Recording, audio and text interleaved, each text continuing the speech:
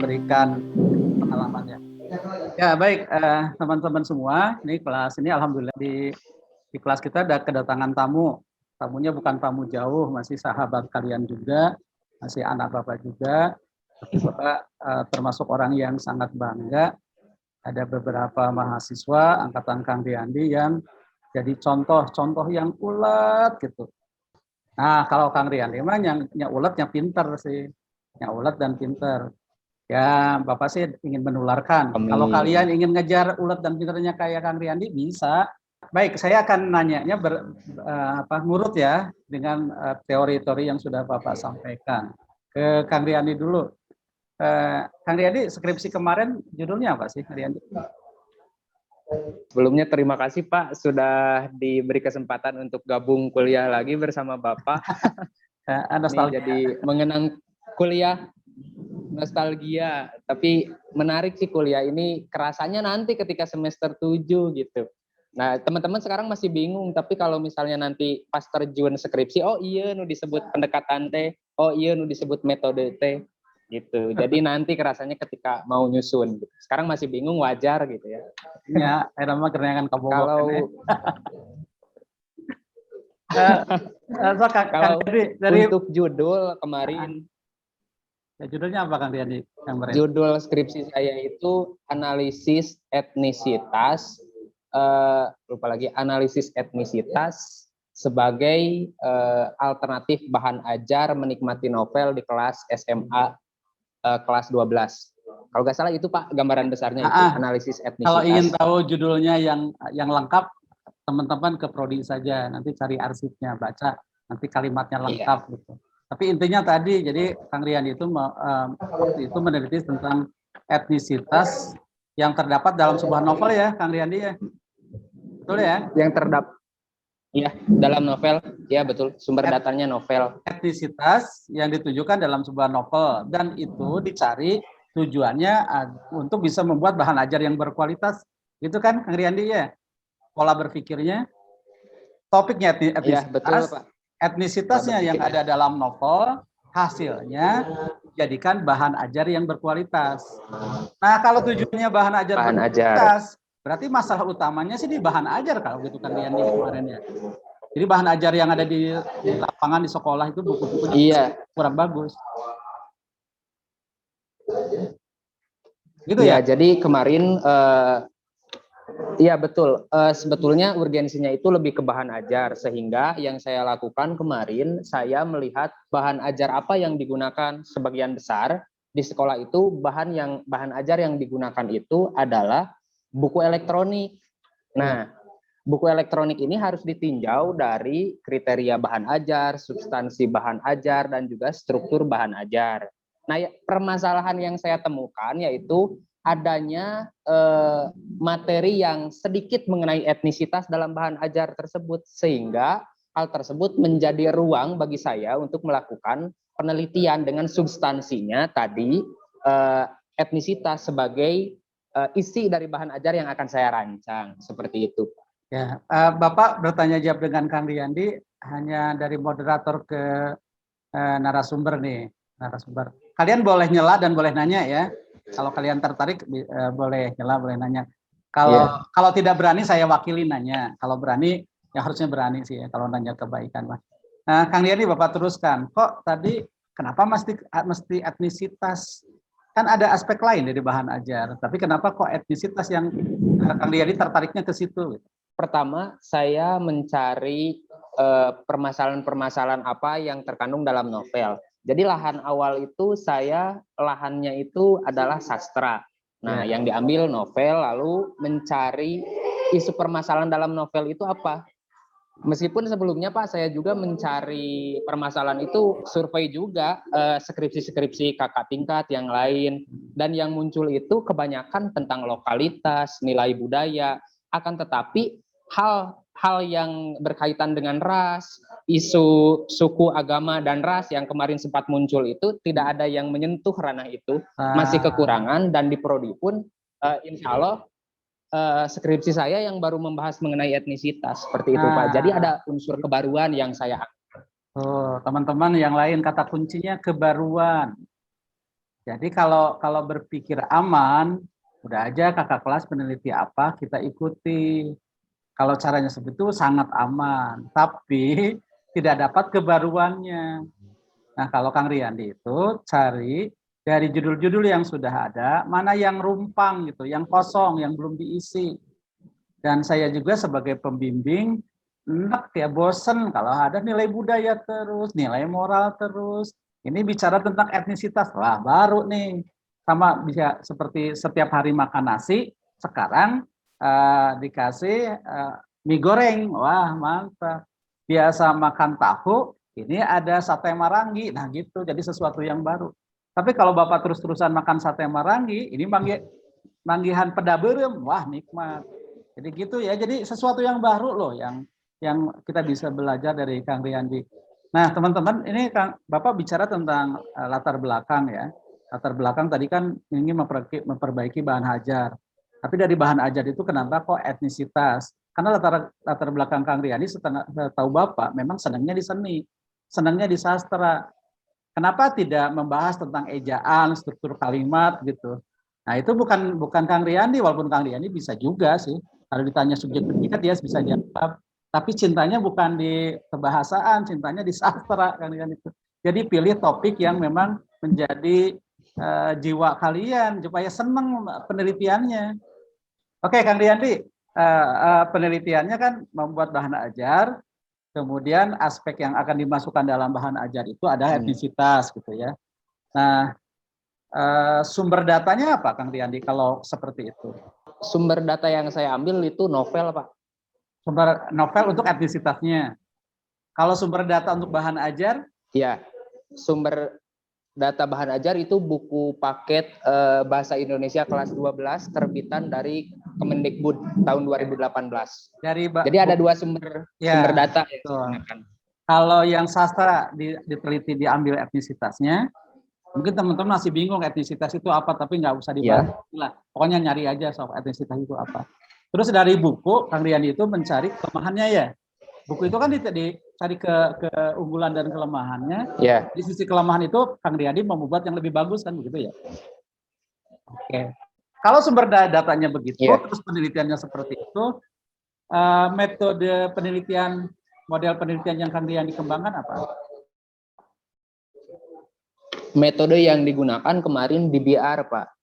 Design based research. Artinya pelan-pelan Kang Riyandi, pelan-pelan. Jadi ini baru nih. Kan Bapak ngajar di kelas ini penelitian. Itu tidak ada yang ngambil membaca buku, laporan hasil bacanya DBR. Design by research itu nggak ada. Biasanya penelitian sastra, penelitian bahasa, penelitian research and development kayak begitu yang teman-teman yang ambil. Nggak ada yang DBR. Kang Riyandi ceritakan sedikit apa itu DBR itu, Kang Riyandi. Jadi metode DBR atau Design Based Research itu adalah metode yang digunakan untuk membuat produk berdasarkan hasil dari analisis. Nah, tadi tujuan akhirnya kan saya ingin membuat bahan ajar. Nah, bahan ajar ini dari analisis novel. Maka dari itu saya perlu metode yang pas gitu. Jadi harus mencari metode yang pas dengan tujuan kita.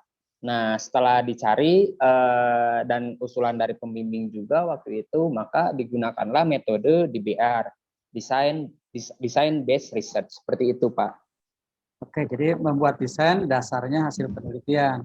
Dan penelitian Kang Riyandi itu dari dua kan, meneliti bahan ajar, kekurangannya apa, satu lagi meneliti etnisitas.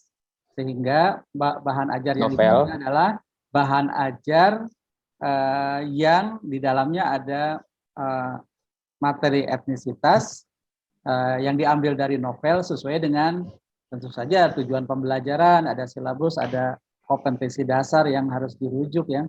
Oke, terus Kang Riyandi, kalau Bapak sih melihat ini teman-teman kelas itu masih belum maksimal gitu mendorong dirinya, mau baca buku sampai detail gitu, sampai mendalam. Coba ceritakan Kang Riyandi, apa pentingnya kita harus punya buku? Tidak punya nggak apa-apa lah, pinjam juga boleh. Membaca buku gitu. Untuk apa sih Kang Riyandi untuk dalam penelitian? Untuk peneliti sendiri, buku itu kita ibaratkan sebagai alternatif kebun, Pak. Kalau kita lagi pingin lalaban ini, kita ada kebun ini. Kalau kita lagi pingin makan ini, kita bisa ngambil buah ini. Kalau kita pingin buat rujak, kita tersedia sayuran-sayuran ini. Artinya, ketika kita membuat penelitian, kita juga harus memperkaya diri kita dulu. Kalau misalnya kita berbicara tentang sastra, maka kita harus banyak berbicara tentang teori sastra apa saja, metode yang digunakan dalam penelitian sastra apa saja, terus bahannya juga, sumbernya juga, novel-novelnya itu ataupun cerpennya itu, cerpen yang sedang hangat diperbincangkan apa saja. Jadi itu untuk memperkaya kita sendiri. Jangan sampai ketika kita mau penelitian kita masih bingung. Nah, novelnya kita mau pakai novel apa, terus teori yang digunakan teori apa, metodenya metode seperti apa. Jadi ketika semakin banyak kita membaca buku, maka semakin banyak referensi yang bisa kita pakai untuk nanti kita melaksanakan kita membuat penelitian tersebut gitu. Dan pengalaman saya ketika kemarin membuat skripsi tersebut itu saya dari semester sebelumnya sudah ngumpulin bahan gitu. Jadi ketika pas mau buat proposal dulu juga sudah ada bahan-bahannya. Jadi kita tidak perlu mencari bahan-bahan lagi karena sebelum-sebelumnya kita sudah baca dan kita sudah masukkan ke referensi kita seperti itu. Jadi Kang Riyandi kalau kuliah diberi buku, terus suruh dibaca, dirangkum, disimpan, itu nanti penting kan, perlu untuk bab 2 kan setidaknya ya Kang Riyandi, untuk skripsi ya, kumpul tadi. Bab 2. Betul, bayangkan kalau baru dapat SK, terus baru berburu buku. Waduh, lama itu. Pasti duitnya banyak keluar. Tapi kalau dari semester 3, semester 4, buku-bukunya dikumpulkan, minat kaliannya juga sudah fokus dari sekarang. Jadi kalau jatuh cinta itu, jatuh cintanya sudah dari dini aja gitu. Jadi panjang jatuh cinta, jangan tiba-tiba jatuh cinta, lihat yang baru ganti lagi. Jadi jatuh cintanya dari semester berapa nih Kang Riyandi? Waktu itu sempat galau juga Pak, apakah saya mau ngambil sastra atau ke bahasa juga. Tapi saya ingat perkataan dari almarhum Pak Maman, waktu itu bilang, lihat lemari bukumu, kalau misalnya banyaknya sastra berarti itu kamu. Berarti kita jangan jauh-jauh, kalau cari isu itu lahan kita penelitiannya arah kemana, lihat aja apa yang sering kita baca. Kalau minatnya di buku misalkan seperti di sastra, banyaknya buku sastra ya berarti. Iya. Oke, Kang Riyandi, setelah kan buku itu dikumpulkan oleh Kang Riyandi banyak teori gitu ya. Tapi dalam penelitian apakah semua buku itu dipakai atau ada buku khusus yang di penelitian Kang Riyandi itu menjadi buku babon, buku utama yang dirujuk? Untuk buku sendiri tidak semua buku dipakai, tapi harus disesuaikan dengan teori yang digunakan. Berkaitan dengan buku babon, ada beberapa buku yang digunakan. Yang pertama itu saya menggunakan Kunchara Ningrat yang teori kebudayaan. Nah, meskipun pada akhirnya tidak digunakan, tetapi ada beberapa bagian yang bisa diambil. Jadi sebagai induk teorinya kita pakai teori Kunchara Ningrat, sedangkan teori etnisitasnya kita bisa kaitkan dengan teori yang lain sebagai pelengkap seperti itu, Pak. Nah, itu jadi teman-teman yang lain tidak sembarangan ngambil teori itu. Jadi teori yang sesuai dengan masalah penelitian yang sedang kita kaji. Nah, bukunya juga berkaitan dengan itu. Ketika judulnya etnisitas, Kang Riyandi pasti punya buku khusus tentang etnisitas. Ya, Kang Riyandi, buku etnisitas yang tulisan siapa, Kang Riyandi? Ya, betul. Masih ingat nggak yang beberapa buku? Yang saya gunakan itu buku Ricky Zulfauzan dan satu lagi dari Smerhon. Itu ada waktu itu kebetulan susah nyari buku yang luar negeri, tapi ada PDF yang terjemahan itu Pak. Ya lumayan kan. Tuh anak-anak semua bisa lihat kan bagaimana Kang Riyandi memilih topik, memilih masalah, kemudian mencari buku yang berkaitan dengan itu, juga memilih metode yang sesuai gitu. Kang Riyandi suka duka. Oke, masuk ke Kang Riyandi merasa ada di tahapan penelitian yang merasa galau gitu, merasa bingung. Itu ketika pada kegiatan tahapan yang mana Kang Riyandi? Atau setiap tahapan ada galau dan bingungnya itu? Kalau saya waktu itu galau karena ini Pak, faktor eksternal sih waktu itu galaunya. Karena proses tiap tahapannya bab 1, bab 2, bab 3 itu alhamdulillah tidak ada kendala. Itu faktor eksternal kayak pembimbing yang susah dihubungi, waktu itu galau. Kita mau lanjut tapi apakah ini bab 1, 2, 3 apakah di ACC atau enggak. Tetapi waktu itu saya punya prinsip yang penting kita sudah kerjakan, masalah nanti dari direvisi atau tidak, di ACC atau tidaknya, yang penting kita sudah ada progres. Jangan sampai ketika pembimbing minta laporan, kita belum maju sama sekali karena nunggu dari pembimbing. Artinya inisiatif dari kita juga harus betul-betul dituntut ketika mengerjakan skripsi itu. Setelah jadi, kemudian pembimbing punya kesempatan, yang tadinya sibuk, kemudian ada kesempatan. Ada perubahan besar dari yang dikerjakan atau hanya diarahkan lagi, hanya diubah sedikit-sedikit? Dari pembimbing itu sudah ACC Pak, alhamdulillah. Tetapi perubahan besar itu ketika sidang tahap 1. Kebetulan Bapak juga yang waktu itu nyidang. Kalau Bapak waktu itu memberi lampu hijau, alhamdulillah. Cuman dari pembimbing 2 waktu itu, ini ada miskonsepsi di teori. Meskipun nggak terlalu jauh miskonsepsinya, tapi katanya ini harus diganti. Nah pada saat itu sempat galau juga, apakah saya mau ganti semua atau gimana. Tapi saya cari lagi teori yang lebih pas, ternyata ada situasi etnisitas, situasional dan relasional. Nah itu yang lebih pasnya katanya. Apalagi ya Kang Riyandi, di ujian saya kira prosesnya sudah. Oke, dari teman-teman nih, dari teman-teman siapa yang akan bertanya? Ya, sebelumnya terima kasih Pak. Assalamualaikum warahmatullahi wabarakatuh. Waalaikumsalam. Mau tanya ya Kang Riyandi, kan Kang Riyandi itu lebih kepada etnisitasnya juga ya. Tadi juga udah ambil design based research. Itu kan memang jarang ada yang milih juga ya Kang tadi. Terus pertanyaannya, kan kalau tadi Bapak nanyanya lebih kepada proses keseluruhan, suka dukanya. Kalau Kansa lebih kepada si design based research-nya, yang bagaimana langkah-langkah awal kita mau mengambil si design based research itu, terus kesulitan kita mengambil DBR itu apa, terus tipsnya apa gitu kan. Ini reanya teh. Terima kasih. Waalaikumsalam. Ini reanya kok sekalian tah. Itu pertanyaan semua itu sebenarnya diwakili aja.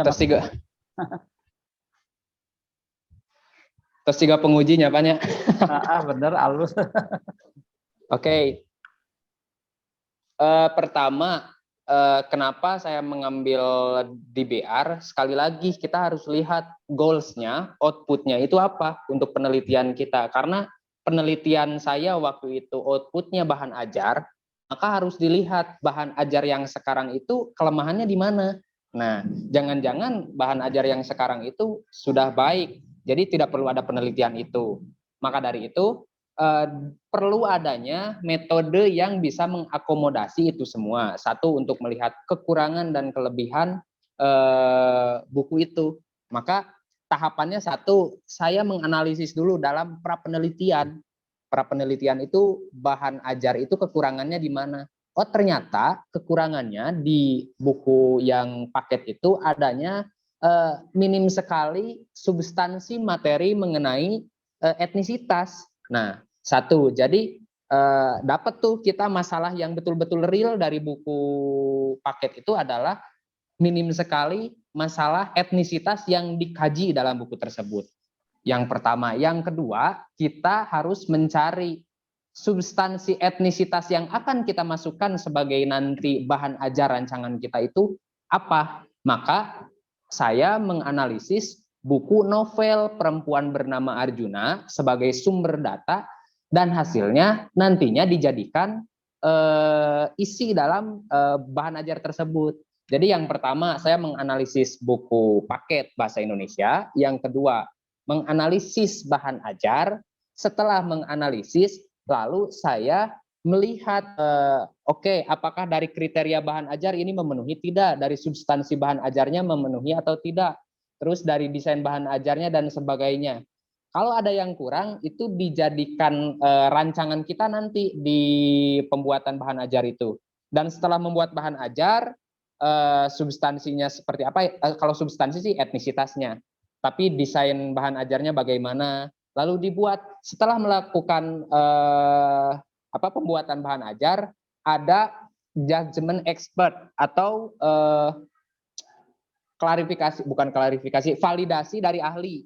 Jadi tetap setelah bahan ajar yang kita buat itu jadi, kita harus melakukan validasi. Waktu itu saya mengambil validasi dari praktisi dan juga dari ahli. Salah satu ahlinya adalah ahli yang kompeten dalam kebudayaan, karena kaitannya etnisitas itu ada dalam ranah kebudayaan. Sedangkan untuk praktisi, bahan ajar ini nantinya akan digunakan di sekolah.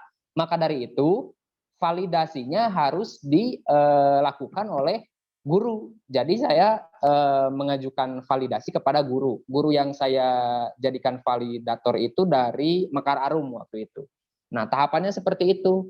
Jadi untuk membuat bahan ajar enggak ujug-ujug. Nah, gitu. Tapi harus dilihat dulu kelebihan dan kekurangannya apa, lalu metode desain tadi digunakan gitu berdasarkan analisis kita seperti itu. Terus tadi apalagi pertanyaannya, Sa? Ya, Kang, barusan kan langkah-langkah. Terus kesulitannya dalam memilih CDBR ini apa sama tipsnya? Kalau kesulitan, alhamdulillah tidak ada kesulitan kalau kita tahu tentang DBR-nya. Jadi harus pahami dulu tentang desain ini seperti apa. Alurnya kita paham, insya Allah kesananya gampil karena di dalam DBR juga sudah ada tahapan-tahapannya. Jadi bahan sudah ada, kita tinggal memasukkan bahan-bahan tersebut, mengolahnya, lalu jadi bahan ajar tersebut. Kalau tips gimana nih, Sa? Tips untuk skripsi atau tips apa? Tips dalam memilih DBR tersebut. Terus kan barusan Akang bilang kalau ada validasi yang dilakukan oleh guru. Berarti itu kalau misalkan kata gurunya kurang cocok, itu nanti revisi lagi gitu. Ya, untuk validasi itu ada namanya siklus berulang dalam DBR itu. Kalau misalnya beberapa fase kita kurang, itu kita diperbaiki lagi. Jadi ada fase 1, fase 2, fase 3. Jadi seperti siklus. Jadi siklus berulang seperti itu. Itu sampai dirasa bahan ajar tersebut valid. Artinya layak untuk diajarkan. Nah, alhamdulillah kemarin setelah dilakukan validasi, bahan ajar tersebut valid. Dan itu sudah sekali jadi tidak perlu ada siklus berulang. Kalau misalnya tips untuk memilih metode, kembali lagi harus melihat dulu goals-nya dari tujuan penelitian ini apa, lalu dari sekarang teman-teman mulai baca-baca buku tentang metode. Kalau metode deskriptif itu pendekatan yang digunakannya apa saja. Nah, jadi jangan hanya cari aman dengan isi-isi skripsi yang biasanya deskriptif, pendekatannya kualitatif seperti itu. Awalnya juga saya terbawa arus itu gitu, pendekatan kualitatif. Ternyata ketika dilakukan lagi eksekusi ketika membuat bahan ajar, ada metode yang lebih pas seperti DBR, terus ada R&D, research and development dan sebagainya. Itu banyak sebetulnya metode-metode yang bisa digunakan seperti itu. Gitu, Pak Intan? Iya. Dari pertanyaan Kansa kan enak nih kalau yang bertanyanya ingin tahu, nanyanya ke orang yang sudah pengalaman. Tadi pertanyaannya apakah ada kesulitan? Kang Diani jawabnya memang jujur, nggak ada kesulitan. Kalau paham teori ya, kalau tahu teorinya, teori atau ilmu itu cahaya. Kalau sudah jelas terang benderang, melangkahnya itu jelas. Tapi kalau nggak paham teori, nggak baca buku, hidup ini gelap. Karena apa langkah-langkah selanjutnya kita tidak tahu. Jadi pertanyaan tadi, kenapa kok Kang Riyandi tidak ada masalah? Karena Kang Riyandi dia punya persiapan dari semester awal sudah ngumpul-ngumpul buku. Dan di ujung itu langkah tipsnya itu dengan cara lihat lemari. Lemari saya isinya apa saja. Nambah tadi yang pertanyaan Kansa, Bapak akan tunjukkan siklus ya. Siklusnya mana? Siklus. Ini kelihatan nggak anak-anak nih yang muter-muter ini? ada teori, ya, kemudian ada desain, ada implementasi, ada analisis, ada redesign. Ini salah satu bentuk yang begini nih. Kalau Kang Riyandi dari sini ke sini ya, analisisnya dilakukan di awal. Ada teori tentang DBA, ada teori tentang etnisitas, kemudian ada telaah penelitian terhadap buku. Nah, dari sini kemudian dibuat rancangan desain. Nah, dari sini kemudian sebenarnya ada 2 tahapan sih.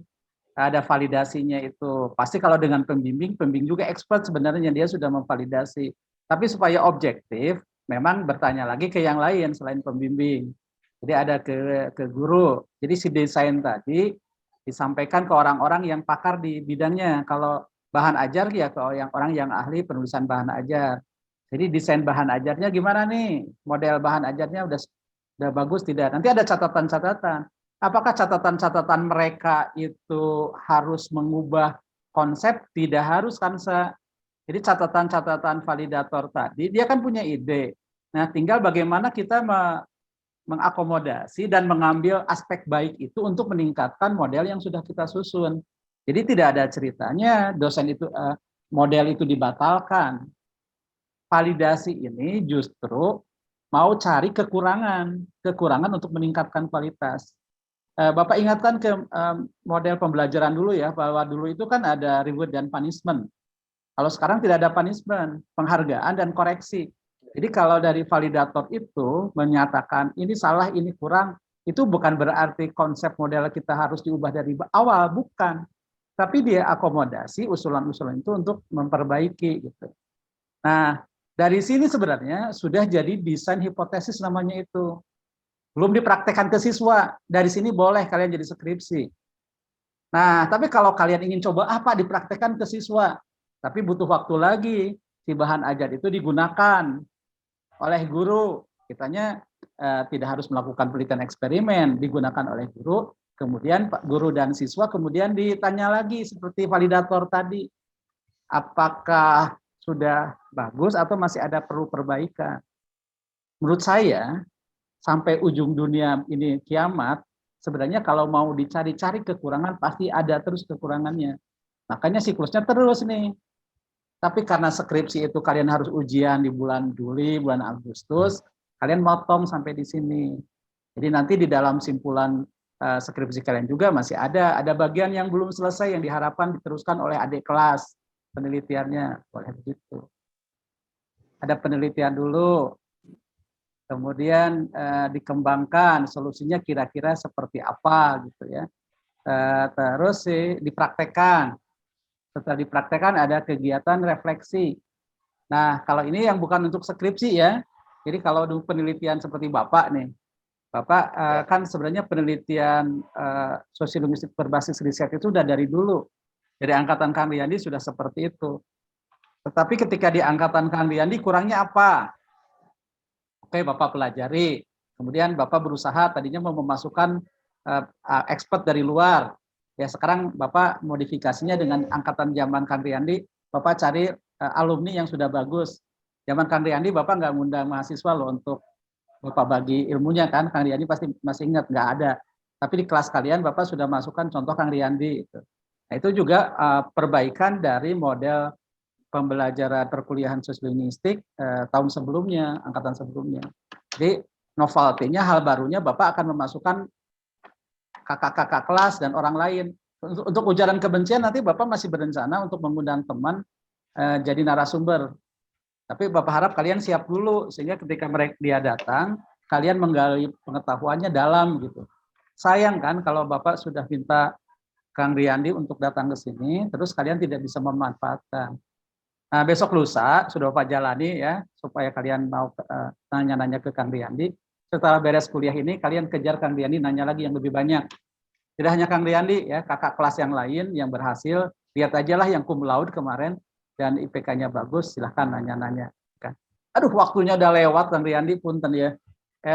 Titip salam ke dosen selanjutnya ya. Aduh, begitu bahagianya saya bisa mendatangkan Kang Riyandi dan memotivasi teman-teman kelas ini supaya skripsinya selesai dan tidak ada kendala apapun kalau bacanya persiapannya dari sekarang, insya Allah. Nuhun Kang Riyandi, pilih ayah kata kunci atau kata penutup yang mau disampaikan ke adik-adik. Mungkin skripsi itu adalah menulis diri kembali, Pak, dan komitmen terhadap diri sendiri. Itu Pak penginten kanggo skripsi mah. Ya, jadi lamun hayang alus nya kasorangan, yeun skripsi nage sing alus dan nya kasorangan. Hatur nuhun Kang Riyandi, teman-teman semua, Bapak akhiri terima kasih ya hari ini Bapak dapat penyegaran dengan hadirnya Kang Riyandi. Terima kasih Kansa, pertanyaanmu bagus. Mudah-mudahan teman yang lain juga bisa belajar dari apa jawaban Kang Riyandi tadi. Hatur nuhun, Bapak akhiri ya pertemuan kita dengan salam penutup. Assalamualaikum warahmatullahi wabarakatuh. Nuhun Kang Riyandi, ya baru dapat bagian di lapangan. Hatur nuhun.